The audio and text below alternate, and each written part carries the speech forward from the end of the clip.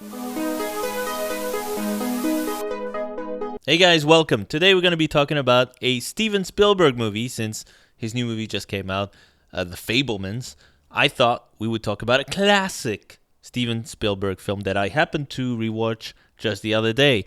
I'm talking about the first Indiana Jones film, Raiders of the Lost Ark. And as we all know, we got the new Indiana Jones movie coming out soon, so I think it's a good time to rewatch all of them. Now, this movie I hadn't seen in a long time. I saw it when I was quite young, and obviously I think people of my generation, we all kind of grew up with this movie, and it scared the crap out of us. It doesn't get any more classic than the opening sequence of that movie, with Alfred Molina and Harrison Ford, some other dude.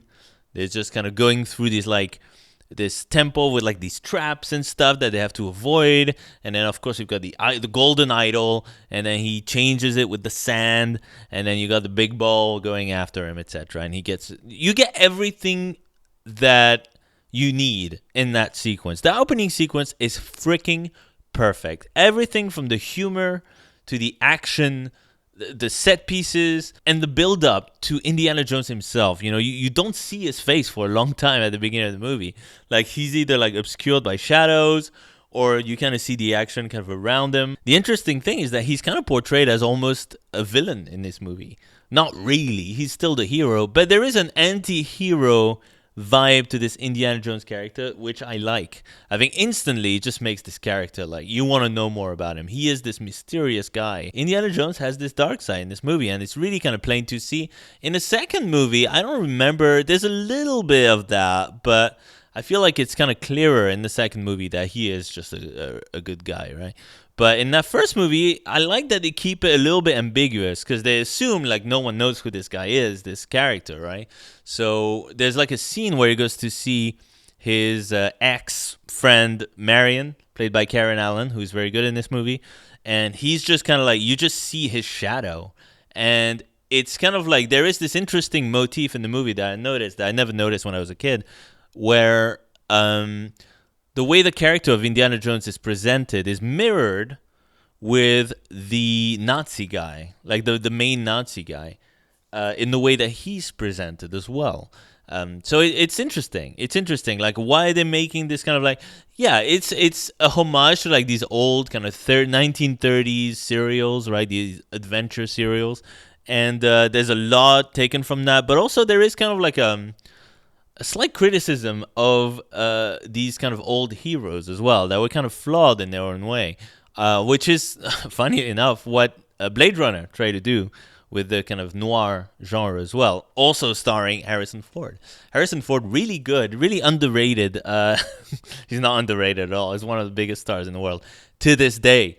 No, really good at playing kind of ambiguous anti-heroes, even Han Solo to a certain extent. I mean, this is a dude who's like, yeah, he's a hero, but, he does some dodgy stuff. He's not just like a squeaky clean guy. Right off the bat, as soon as you see him, even before you see his face, you're like, this guy is freaking interesting. He's a badass, and no one's gonna mess with him. Okay, you get that right away. Like, the first dude who messes with him, things don't go well for him. The second dude that messes with him gets freaking, spoilers, gets freaking just like impaled right away. I trusted Alfred Molina. I thought he was a good guy. I thought that was actually a decent twist right away, that he's also a traitor. Like, you think it's just that first guy. Nah, dude, Alfred Molina, once he got his hands on the idol, that was it. He was done. But then there's this other side to Indiana Jones where he's this like nerdy ass professor in some school, and I gotta put things in the museum. I just love that dualism of that character. He's like, yeah, he's a badass, and he's, not cleanly shaven, and he wears like a leather jacket. He's got a freaking whip, and he just, kills Nazis left and right. But also, he's this kind of nerdy, friendly guy who likes museums a lot and wears glasses. I don't know. It's just such a weird character when you think about it. But again, there's kind of like, it's kind of poking fun as well as at these old at these old serials and even stuff like the old Superman show, right? Like he's so squeaking clean one second, next second he's like this badass. He is a superhero, but he is an anti-hero. He's a complicated character, really, this Indiana Jones. But this movie holds up. First of all, it holds up. It's a great movie. The score, John Williams' score, is phenomenal. Okay, and I know it's very common and very not a hot take to praise John Williams and say that everything he does is amazing, but it really is an awesome score. It's the best score still of all the Indiana Jones movies. Like when you think about Temple of Doom, when you think about Crystal Skull, obviously, and The Last Crusade, you don't really have this kind of like, you don't think about the musical themes in those movies that much. All you remember is, you remember that part, and that's the first movie. And the Disneyland rides as well. But it's just an awesome score. One of the best movie scores, honestly. Like, let's be real. John Williams bringing his A game. Steven Spielberg, very creative with the shots. And just very clever in the storytelling, He clearly has a fondness for these old serials, and I think Lawrence Kasdan, who was the writer here, really captured the kind of vibe of those old serials, and George Lucas as well kind of helped out. It's a great movie on all accounts. Like, it looks awesome. The stunts are really, really cool, really crazy stunts. You got Indiana Jones can do it all. He's on a horse. He's outrunning giant balls. He's freaking, going under a truck, fighting snakes, And I like that there's a humanity to to Indiana Jones as well, where he's scared of snakes. For some reason, skeletons, doesn't give a shit. Freaking, like, anything, he's just like, whatever. I'm Harrison Ford. Doesn't matter. But snakes, he doesn't like. He's just like, you know what? He's got this one weakness. It makes him human. And Karen Allen as well has her weaknesses, even though she's a strong character. The movie's about this nerdy teacher, okay, who's also, an adventurer who goes to find like lost artifacts and tries to bring them to museums. Okay, unfortunately, there's some bad guys out there who have their own nefarious ends, and the one in this movie is the Nazis are trying to get their hands on the lost Ark of the Covenant, which would bring about something bad. We don't know what it is, the whole movie. Well, how bad could it be, really? It's some kind of biblical plague of some kind, but big deal. And so you got a bunch of people going after that. You got Hitler, of course. You've got some French, also kind of adventurer, but he doesn't really get his hands dirty too much. He's just kind of like a slimy guy, a slimy rich dude called Balak, whatever his name was. Balak. No one can say his name right in this movie. That's actually a joke in the film itself. Anyway, there's that guy as well who's he doesn't care about the Nazis. He's going to probably try to screw them over somehow. Very selfish ends there. And you've got Indy, who's obviously our hero, who's trying to get the Ark. And the motivation here, in retrospect, doesn't make too much sense, right? Because we know what the Ark is. We know there's something bad in the Ark that happens when you open it. So why the hell would it be in the museum? It doesn't make any sense. Obviously, someone's going to try to steal it. I don't know. It doesn't seem like the best end game. But Indy, at the beginning of the movie, is very skeptical. He doesn't really believe in this mumbo-jumbo, okay? He just thinks there's like a rational explanation for everything. They don't lean into that very much, but that's just kind of a throwaway line at the beginning. So the motivation makes sense because of that. But yeah, you have to assume that he's seen some shit up to that point, especially considering that Temple of Doom happens technically before all this. It's a prequel, right, of some kind. The idea, I know this is all in retrospect, right? But the idea that Indy went through everything that happened in Temple of Doom, okay? Like the freaking, like pulling the beating heart out of a dude, Kalima, and all this crazy shit. And then he was also kind of possessed for a bit. All of that happened. And he's still kind of like, no, I don't believe in all this mumbo jumbo. Um, he's still very skeptical about the magical aspects of what's going on. It's kind of funny.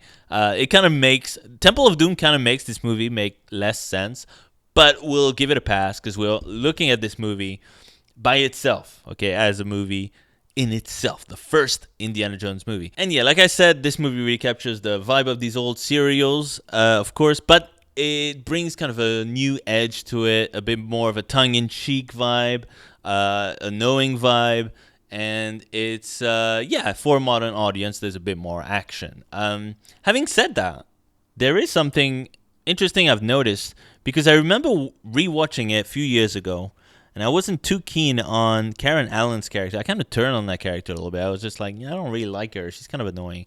But now I'm back on the Karen Allen train. I like Marion now. There is something about the pacing of this movie that's a little off. And I think we spent too long on some stuff in this movie. Like the whole sequence with like Sala and the evil monkey and the freaking like Karen Allen inside this like pot and getting kidnapped, and like the whole thing in Cairo with the digging. I feel like these two kind of sequences take up like most of the movie. They feel a bit long. I feel like more could have happened in this movie. I love the pacing of that first sequence. It was just mwah. And you know what? They did, deliver more jungle stuff in the second movie, and it worked. But like in this movie, I feel like we needed to move things a little bit along, kind of in the second act a little bit faster, because not that you get bored, but you're kind of like, well, Marion's been like kidnapped and like, like tied up for like an hour now. Like can we move on from this? No, but like it's, and again, it's matching the kind of feel of these old serials, which will also had their longers, I think Last Crusade, the problem with Last Crusade is there's no problem with it. It's actually my favorite. But it takes a little bit of time to get going, but once you're off and running, it kind of doesn't stop, and Temple of Doom is kind of the same. I mean, no, Temple of Doom like starts right away, and it actually, I think in terms of the pacing, Temple of Doom might be the best one. It's the most exciting of the movies, I think, Temple of Doom. Even though, sure, it has problems. It's a weird movie, but I do really like Temple of Doom. Like, as the years go by, I feel like Temple of Doom might one day become my favorite Indiana Jones movie. I don't know. People don't like the girl in that. They don't like Short Round. I love him. Kate Capshaw's awesome. Short Round's awesome. I don't know what to tell you. Doesn't mean this is a bad movie. This is an awesome movie still. Okay, you gotta watch it. If you've never seen Raiders of the Lost Ark, you gotta watch it. Okay, you just gotta watch it. It's a great movie. The bad guy is terrifying in it, and I remember like someone online saying like the bad guy is not scary at all. Are you kidding me? Have you seen that dude's face? That dude's freaking terrifying. Come on, are you serious? One of the best kind of Spielberg, villains ever. Like, he is so memorable. He actually doesn't have that much screen time. Like, when you think about it, like, you see him, like, when he walks into, like, Karen Allen's bar, Marion's bar, and then you see him, like, way later on, again, in the tent with Marion, and then you kind of, like, see him, after that, like, way after the whole Cairo thing, he pops up again, but it's just kind of like, yeah, he doesn't have that much screen time, but whenever he's on screen, like, that dude is memorable. That is some crazy, crazy shit, this guy. Absolutely horrifying dude. And the ending, of course, is just mind-blowing. Literally. Literally mind-blowing. Just an awesome ending. Harrison Ford, the cast is excellent in this movie. Harrison Ford is charming as hell. Funny. Kind of intimidating in his own way. Smart. You love this guy. You just love this guy. Like, he delivers like some lines with so much swag, so much swagger that you're just like, hell yeah. Even if when he goes bad date, like, it's just like, it's great. Like, he pulls it off. When he shoots that one guy, when he doesn't give a shit, it's just like, oh man, it's perfect, classic. When that guy gets kicked into the spinning thing in the plane, genius. I don't know. It's just Indiana Jones is just an awesome character. This movie cost like $20 million to make, and it made like almost like $400 million. It's something ridiculous. Such a huge hit. I still wonder what Tom Selleck would have done with the role, but I think he would have actually been quite good, honestly. Would he have been as good, better than Harrison Ford? I don't know. Maybe not. Harrison Ford just like fits so well into this role. I mean, just perfect casting right there. Let's be real. But yeah, no, it's a funny movie, exciting, little slow in parts, but not in a way that's like, oh my god, I gotta turn this movie off. No, you still want to see what's gonna happen with the arc, right? And the whole kind of exploration as well is really fun. Like I like when they get kind of locked in this kind of snake pit and they somehow find a way out. That was kind of cool. Yeah, freaking John Rhys-Davies is awesome as well as Salah. He's really cool. And the cinematography in this movie is insane. Like, really, really cool looking movie. And you know what? This is a time before Spielberg was just kind of like using floodlights for every shot. You know, where like every shot has to be completely drowned in like blue light. Just to give it that Spielberg feel. I feel like he was more subtle with it in this movie, even though there's some of that. But this is before that time where he was doing that a lot, like way too much. No, this movie just looks just right. Just awesome movie. Great villains, great characters. Here's hoping that Indiana Jones 5 ends things on a good note. I don't think Crystal Skull is like the worst movie ever, but there was definitely like big problems with that movie. Kind of felt like, you know, that's the thing about these franchises. You know, eventually, if you keep on going, you will ruin it. 100%, you'll end up ruining it. Absolutely. Look at what happened with Die Hard, for God's sake. No, just a great start to the franchise, and yeah, Steven Spielberg knocking it out of the park. It is crazy to think that before the movie was released, everybody was like, "I don't give a shit about this." There were actual polls done. And people were just like, I don't care about this. You got freaking Superman 2 coming out. And it turned out that Superman 2 was kind of a mess. But this movie kicked ass. Like, it was the highest grossing film of that year. Like, it just became the hit of 1981, you know? It's just interesting, the expectations there. But yeah, of course you got to see this movie. Highly recommended. It may not be my favorite Indiana Jones movie, but it is, or my favorite Spielberg movie. But it's right up there. Like, it's an awesome movie. Definitely watch it. I will see you in the next review.